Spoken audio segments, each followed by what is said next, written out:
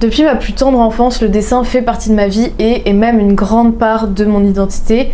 Je dirais même qu'il m'a servi longtemps à matérialiser mes pensées, mon imagination débordante, mais sauf qu'il y a eu une évolution puisque j'ai davantage cherché à m'améliorer dans le domaine technique, à rechercher le réalisme absolu. Et j'ai donné toute mon âme, toute mon énergie, ma passion dans cette recherche d'amélioration et de réalisme puisque pour moi c'était l'idéal. Et à force de travail, de répétition, j'ai atteint une certaine forme de réalisme qui me plaisait. Sauf que j'ai développé une forme de frustration puisque autant lorsque j'étais petite, je matérialisais mon imagination, autant en grandissant j'avais l'impression de devenir une forme de photocopieuse qui ne faisait que capturer le réel et le retranscrire sur une feuille. Et donc maintenant j'aimerais bien aller plus loin, essayer à la fois de garder mon âme d'enfant, de garder mon imagination et de le retranscrire dans mon art, et à la fois de vraiment continuer à développer cet aspect technique. Et c'est vrai que pour l'instant j'ai uniquement eu deux phases, la phase imagination et la phase technique, et je pense qu'il est temps maintenant de les réunir. Et donc pour ce faire, on va analyser mes dessins de ces 6 derniers mois. Il n'y en a pas tant que ça, puisque même si j'essaye de prendre chaque jour un peu de temps pour dessiner, c'est vrai que comme j'ai plein d'autres choses à faire, les cours, ou l'année dernière je voyageais, plein d'autres passions à côté, donc forcément j'essaye de prendre ce temps chaque jour, peut-être 1 heure environ, ou 30 minutes, ou même 0 minutes, ça dépend des jours, mais je me sens un peu mal quand je dessine pas. Et j'essaie justement d'avancer, mais c'est vrai qu'il y a aussi les vidéos, il y a plein d'autres choses. Pour moi en fait l'important c'est d'avoir toujours un peu un projet en cours et des idées en tête, c'est vraiment ça qui m'anime. Et donc il y a environ 6 mois, c'est là que j'ai fait un dessin de chat qui est selon moi réaliste, et donc je l'ai fait sur une feuille marron et c'est avec des crayons de couleur. Il m'a pris pas mal de temps et c'est vrai que le réalisme selon moi c'est un peu ma zone de confort, et donc à chaque fois que je fais un dessin réaliste j'ai envie de faire quelque chose d'un peu plus expérimental derrière, et après en général je retourne à ma zone de confort parce que souvent l'expérimentation j'aime pas trop ça, et donc là c'est ce qui s'est passé.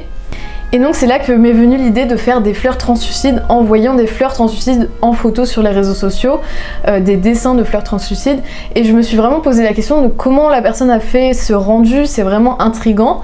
Et donc j'ai inventé ma propre technique, je ne sais pas si la personne a utilisé la même, mais en tout cas c'est la technique qui m'est venue à l'esprit. J'ai fait des grosses taches en aquarelle, je vous mettrai la vidéo parce que j'avais filmé à l'époque sur TikTok, parce que j'ai expérimenté TikTok.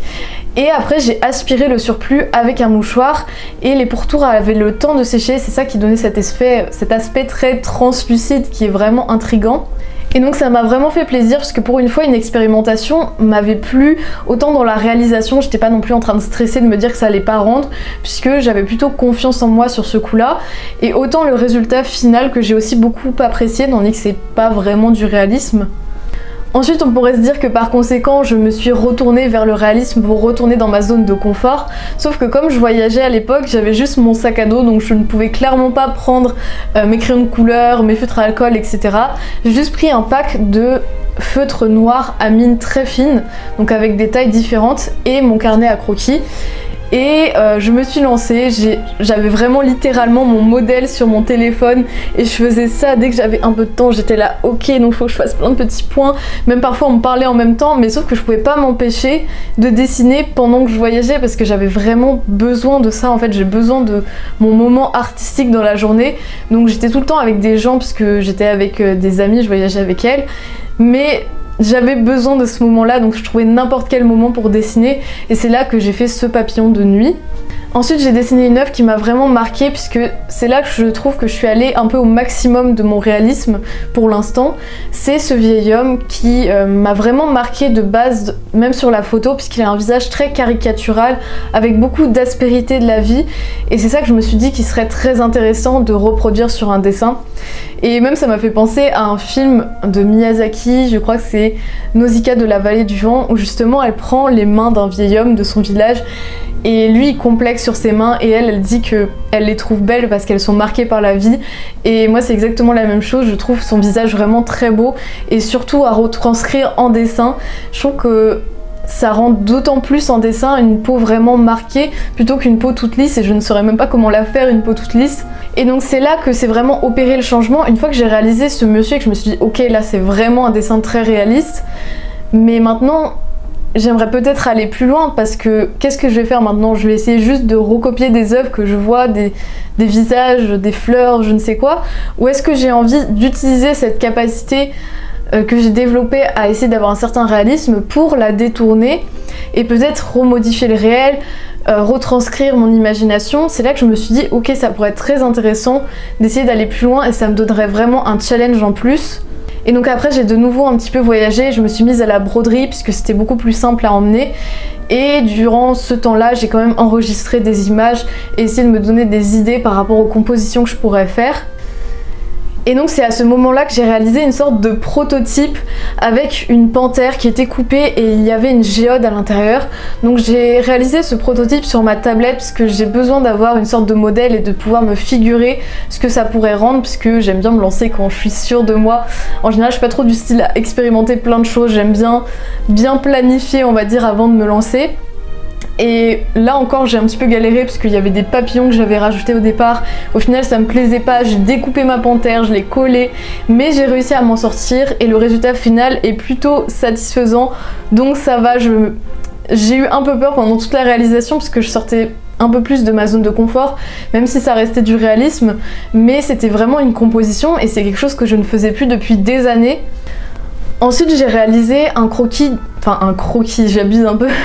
j'ai réalisé un dessin de David, donc la statue David, pour essayer de m'entraîner sur les proportions humaines,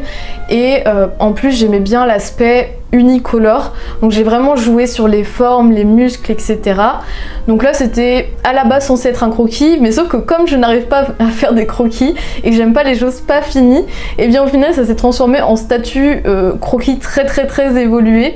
Ensuite j'ai encore voulu sortir un petit peu de ma zone de confort et je me suis dit si je faisais un dessin en négatif. Donc je ne sais pas si vous connaissez les filtres négatifs, mais ça inverse les couleurs dans le cercle chromatique des couleurs. Et donc par exemple du orange va devenir du bleu. C'est les couleurs qui s'annulent normalement. Et donc d'ailleurs on utilise pas mal ça en maquillage. Par exemple si vous avez un bouton rouge, il faut mettre du vert et après mettre son fond de teint. Et en dessin, je me suis dit que ça pourrait peut-être m'entraîner pour arriver à mieux capter les couleurs par la suite. Mais bon, c'était aussi juste un défi assez amusant. Et ce que j'ai fait, bon j'ai peut-être un peu triché, j'ai pris la photo de base d'un œil parce que c'est ce que je sais le mieux dessiner. Ensuite, je l'ai mise en négatif et je recopiais le dessin en négatif, et après de temps en temps je vérifiais en appliquant le filtre pour voir si ça rendait bien.